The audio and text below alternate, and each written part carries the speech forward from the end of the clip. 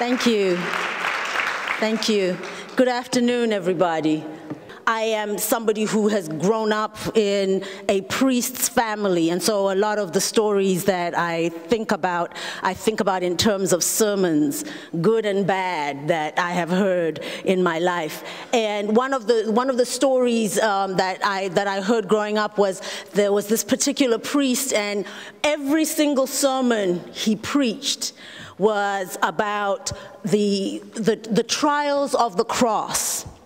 And every week, he preached about the trials of the cross, the trials of the cross. And finally, people went to the parish council and were like, okay, we get it. Can you ask him to preach about something apart from the cross, please? And so they said, okay, what we'll do is we'll actually give him a theme.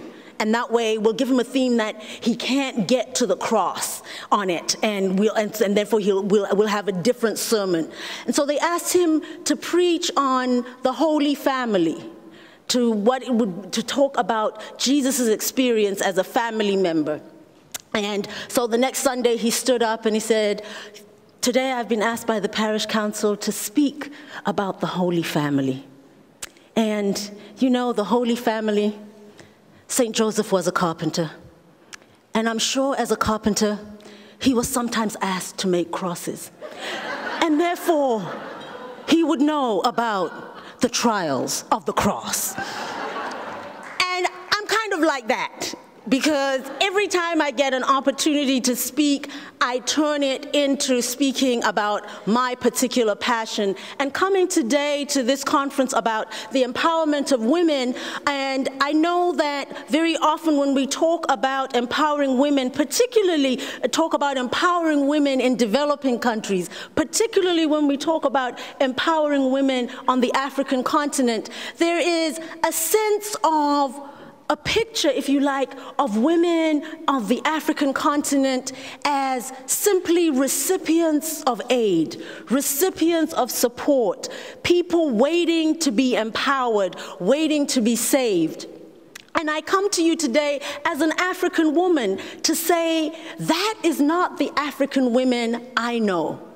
Those are not the African women who raised me. The picture of African women as waiting for the rest of the world to save them is so alien to my experience. And I know that part of the reason that is the picture that the world has is that it's a compassionate picture. It gives us some power. The idea that we are going to save these people, and they're just waiting for us to save them. But I also know that it is part of the picture that women, not just on the African continent, but women kind of play into in our own way of downplaying our gifts and our contributions.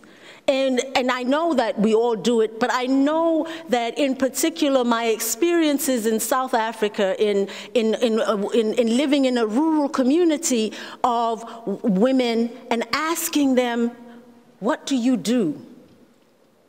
And most often the response I would get from these women was, oh, my child, I do nothing. I wait to receive remittances from my husband or my son who is a migrant worker away in so-called white South Africa. And I was thinking, there is no way that this community would survive if you were doing nothing. There is no way that you would survive. There is no way that your children would survive if you were doing nothing. So there has to be something you are doing. And tell me, what is that something? They kept, no, my child, no. So I finally decided, okay, I'm not going to get anywhere with this tape recorder. I'm just going to have to follow women and find out what nothing looks like. And so I decided to follow one woman for one whole day in her life, one woman a month. Now, I started off saying I was going to follow one woman for a whole day in her life, one woman a week. But after my first two experiences of nothing, I was like, okay, I cannot do this. I need more recovery time from nothing. Because these women were getting up at 3, 4 in the morning to walk to the river to get water for the family, to get firewood, so that when their children woke up, there would be a fire going, there would be hot water so their children could wash, and that there would be breakfast for them so that they would have something to eat before they went to school. And when they went out to school, these children went, oh my goodness. These children, I have an iron in my house. I really do have an iron. I know that many people who visit me don't believe that this is true when they look at my clothes and my children's clothes, but I do. I really have an iron in my house. We keep it actually for South African visitors because South Africans iron everything. Underwear. I kid you not.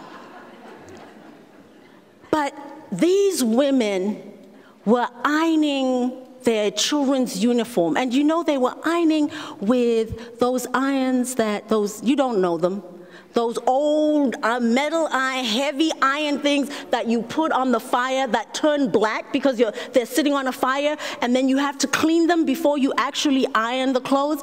And they're ironing white shirts, and their children are walking out of their homes in the morning ironed white, sparkling white shirts going off to school. And then those women would be out in the fields, they would be at the market selling and buying, they would be taking care of animals, they would be brewing beer to sell to the men at the military post down the road. And then they would be back going to get water and firewood and cooking supper and then going to bed maybe 11 o'clock at night. And yet they said, I do nothing. And it struck me then that part of the reason that women's involvement can be undercounted, can be underrepresented, is because women themselves have been taught that what they do is of little consequence. Because the reality was actually that those women in those rural communities were the things that sustained South Africa. Because they were the people who were producing the so-called labor pool for South Africa. Without government services, that if they sent their children to school, it was because they worked to raise the money for their children's school fees. And yet, they said, I do nothing. So for me, the start of empowerment is not about simply giving women tools or access. The start of empowerment is for us to recognize how much we already give, how much we already do. And I know that it's kind of easy to tell the story in the context of women in a rural village in South Africa, but the reality is that is how we do it, women all over the world. What do you do? Oh, I'm just a housewife. Just a housewife? Okay. I'd like somebody to be doing what you're doing for the amount of pay you are doing it for and still be able to say, I'm just a house husband. Oh, I don't know much, but I wondered whether I could make this suggestion. Did you see how long it takes a woman to give an idea? I might be wrong about this, but maybe we should. I don't know how many meetings I have sat in, and I have never in my life heard a man say, I might be wrong about this, but. And I have very rarely heard a woman say, my idea that I think we should follow is, in that brevity. And so for me, when we talk about empowerment, it is not simply talking about women in villages somewhere out there. It has to be about ourselves where we are today. That whether it is our role in the political process, whether it is how often we speak up in our places of employment, whether it is how often we insist on getting credit for what we have done, for what we have given, for what we contribute. For me, all of that is the basic necessity for all of our empowerment. And the reason that I can be so passionate about Join My Village is that it is a program that doesn't say we are going to save African women. It is a program that says African women and children are striving already. That these young women are trying to go to school. And what stands between them and an education is so very often simply a matter of dollars, or kwacha, or rand, or whatever the currency is. That these women know what kind of businesses are needed in their community, and they want to start those businesses. They know how to run those businesses. They know what it is that they need. And so what we at Join My Village are about is about being that bridge between meeting women and girls who are already striving, who already have an idea and a dream for a different way of living for themselves, for their families, and for their communities, and the rest of the world, who understands that when we talk about women's empowerment, in fact, what it is we are talking about is a different world structure. A structure both socially, economically, and politically that recognizes the gifts that diverse people bring, and that recognizes that every community, every family, every organization, every business, every country has the need of the gifts of all its members. And that if one person in a community, in a family, in a country is not able to share their gifts, then the loss is everyone's. That systems and cultures and communities that oppress their women actually oppress the whole community. You know, when I was growing up in South Africa, you know, we always used to say to white South Africans, you won't be free until we're free. No, the reality is you might think that apartheid is privileging you, but actually it's oppressing you. And they couldn't see it. You know, they're like, okay. Of course you're going to say that. But as soon as apartheid was over, I don't know how many white South Africans said to me, oh my goodness, this is what we've been missing? That having a country in which all citizens are full citizens means that I am a full citizen, that I have access to the fullness of our country. And the reality is that until our communities and organizations are structured in such a way that women and girls are empowered, then our communities are structured in such a way that no one is empowered. That until we are able to set up economic, political, and social systems that allow girls to be educated to their full potential, that allow women to be active as full participants economically or politically, whatever you want to look at, then that community, that society is not fully empowered for anybody. We have in our society, in our culture, a saying that, you know, I always tell people that when I was growing up, it was one of those sayings that my parents would throw at you at the slightest provocation or no provocation at all.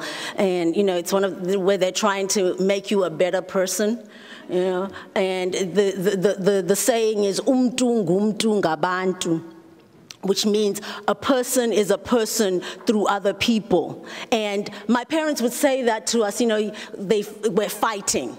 You know, the siblings are fighting in the dining room, and my mom would say, don't be mean to your sister. Remember, ngabantu. Like, yeah, okay, whatever.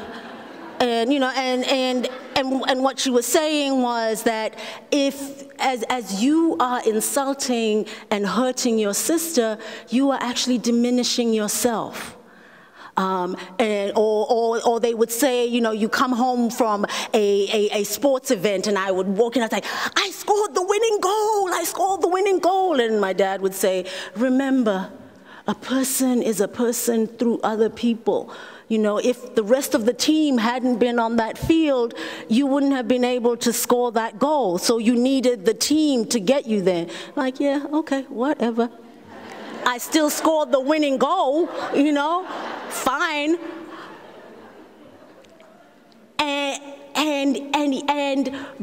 What finally struck me is how true, in fact, that proverb is. That in communities where women are the most oppressed, are in fact communities that themselves are the least developed. Where in communities where women have the least access to education, are in fact communities where the community as a whole has little access to any type of empowerment. In those places where women and men are most equally receiving of access to education, to opportunities, are the societies and communities that are the healthiest for all. So when we speak about the empowerment of women, we are speaking actually about a struggle for human rights. We are speaking about a struggle for a better world. We are speaking about a struggle for a community, a country, a world that is able to take advantage of the gifts of all its members. I always used to say that I imagine what South Africa would have been like without apartheid. That what wonderful things our country might have produced if we didn't have one section of the population intent on oppressing the other and using up all its energy in maintaining that oppression, and another segment of the population so intent and struggling to free ourselves from that oppression and using so much of our energy to fight that oppression of racism, that I wonder what amazing things South Africans could have given to the world if we didn't have apartheid.